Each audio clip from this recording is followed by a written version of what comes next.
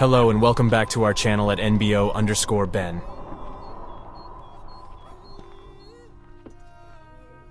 In the vast frozen wilderness of the Arctic, where ice and snow reign supreme, a resilient people have thrived for centuries, the Inuit. Welcome, dear viewers, to a remarkable journey through the cultural richness of the Inuit people. A journey that will unravel the secrets of their survival, their artistry, and their profound connection to the natural world.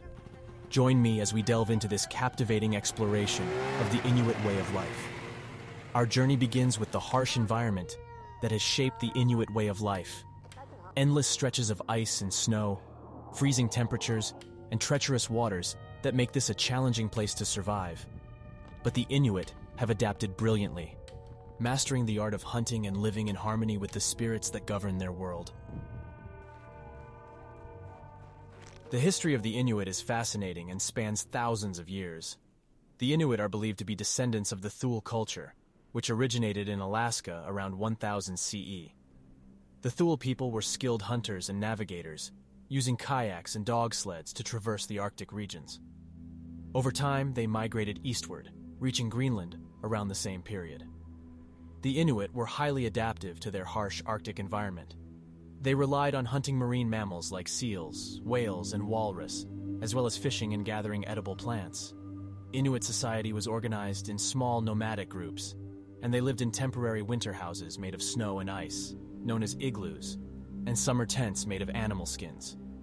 With the arrival of European explorers in the 17th and 18th centuries, the Inuit encountered outsiders and engaged in trade with them. European contact, however, also brought diseases and disruptions to their way of life. In the 19th and early 20th centuries, colonial powers, including Denmark and Greenland and Canada in the Arctic regions, began exerting control over Inuit territories. This led to significant changes in their traditional lifestyles, as they were introduced to Western practices and faced forced assimilation efforts, such as residential schools. In Canada, the Inuit are recognized as one of the distinct Indigenous groups. The Constitution Act of 1982 acknowledges their unique cultural identity and grants them certain rights and protections under Sections 25 and 35. Greenlandic Inuit, despite being part of the Kingdom of Denmark, have their own autonomous government and have made efforts to preserve their language and culture. The Inuit hunted sea animals from kajaks, which were single-passenger sealskin-covered boats. Kajaks were highly buoyant and could be easily righted by a seated person, even if overturned. This design was so efficient that Europeans and Americans adopted it and still produce similar boats under the name kayak.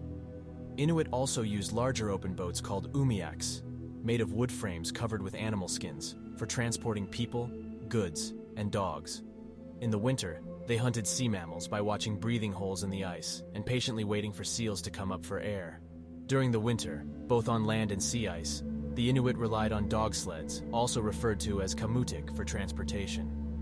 The husky dog breed, such as the Siberian Husky and the Alaskan Malamute, originated from the Inuits' use of wolves for transportation. Inuit clothing and footwear were made from animal skins, sewn together using needles made from animal bones and threads made from other animal products. They also made art from ivory, bone, and stone, crafting small sculptures of animals and human figures. Inuit families lived in temporary shelters made from snow called igloos during the winter and tents made of animal skins during the warmer months. They were nomadic, moving to different places depending on the season and availability of resources. Inuit society had a division of labor based on gender, but it was not absolute. Men were traditionally hunters and fishermen, while women took care of the household tasks. Marriages were often arranged, and the structure of households varied from nuclear families to larger formations of multiple families. Inuit culture had its share of conflicts and raids among different groups, and they had their system of justice, often moderated by elders. Suicide and infanticide were known, but they were not common practices as some historical accounts suggested. Elders were highly respected in Inuit society, as they were keepers of communal knowledge. Inuit Kaujimajatuqangit, also known as Inuit traditional laws, is a system of governance and principles that guide the Inuit society. It is different from Western legal concepts and was thought to be non-existent by early Western observers before the introduction of the Canadian legal system.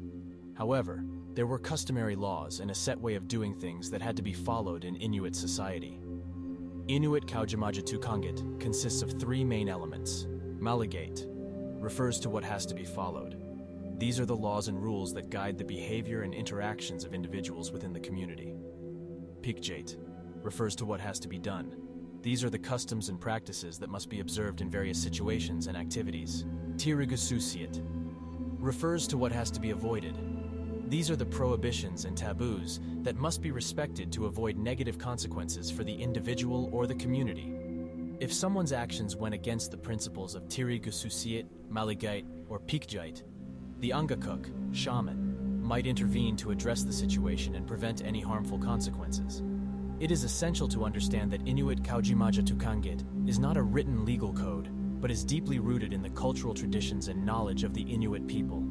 It reflects their deep understanding of their environment, the importance of community, and the need to live in harmony with nature and each other.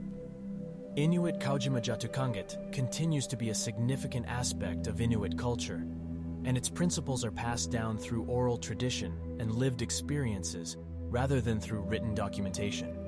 It guides their decision-making, relationships, and governance within their communities.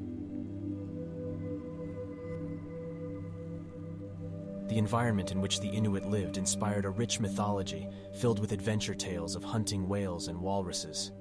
The long winter months, spent waiting for caribou herds or hunting seals near breathing holes, gave rise to stories of mysterious and sudden appearances of ghosts and fantastic creatures.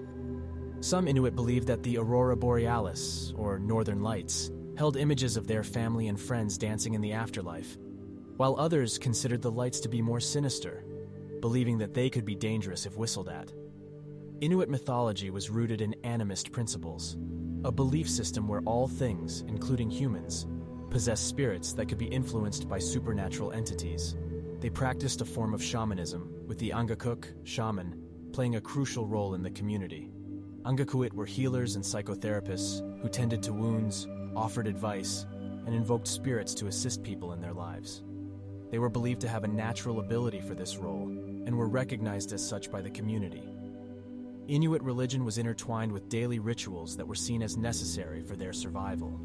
They believed that animals and other elements of nature also had souls like humans, and thus they approached hunting with great respect and customary supplication to avoid offending the spirits.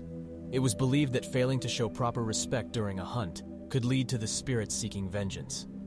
Life in the Arctic was harsh and unpredictable, and the Inuit lived with a constant awareness of the uncontrollable forces that could affect their existence. To ensure their survival, they believed they had to work in harmony with the supernatural powers, respecting and appeasing the spirits to provide for their day-to-day needs. The saying, "The great peril of our existence lies in the fact that our diet consists entirely of souls," reflected their understanding of the interconnectedness between their lives and the spirits in their environment.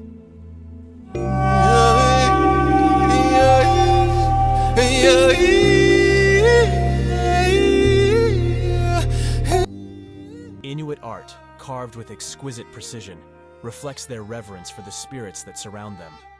Ivory and bone sculptures depict scenes of hunting and the spirits that watch over them, preserving the essence of their cultural heritage. As the tundra blooms in the brief Arctic summer, the Inuits' connection with the land transforms. Gathering in groups, they celebrate the bounty of the land and sea, a reminder of their interdependence with the environment. Their traditional drumming and dancing echo across the vast landscapes, a testament to their resilience and spirit. But this ancient way of life faces challenges in the modern world. Climate change threatens their environment, altering the migratory patterns of animals they have relied upon for generations. As the ice melts and the seas warm, the Inuit must adapt and find new ways to preserve their traditional knowledge and culture. Yet, amidst the challenges, the Inuits' deep-rooted respect for nature endures. They continue to pass down their wisdom from one generation to the next, ensuring that their customs, rituals, and beliefs remain etched in the fabric of time. In this remote corner of the world, the Inuit story is a testament to the resilience of the human spirit. Their harmonious coexistence with the spirits of the land reminds us of the delicate balance that sustains life on Earth. So let us take heed of the Inuits' profound connection to nature, their reverence for the spirits that shape their world, and their timeless wisdom. For in understanding their way of life, we gain insights into the delicate dance between humanity and the environment, a dance that will shape the fate of generations to come. As the Arctic wind whispers through the glaciers and the aurora borealis dances in the night sky, the Inuits' enduring tale continues to echo across the frozen tundra. Their story is a reminder of the intricate tapestry of life, where humans and nature are but threads woven together in the grand symphony of existence. Yeah.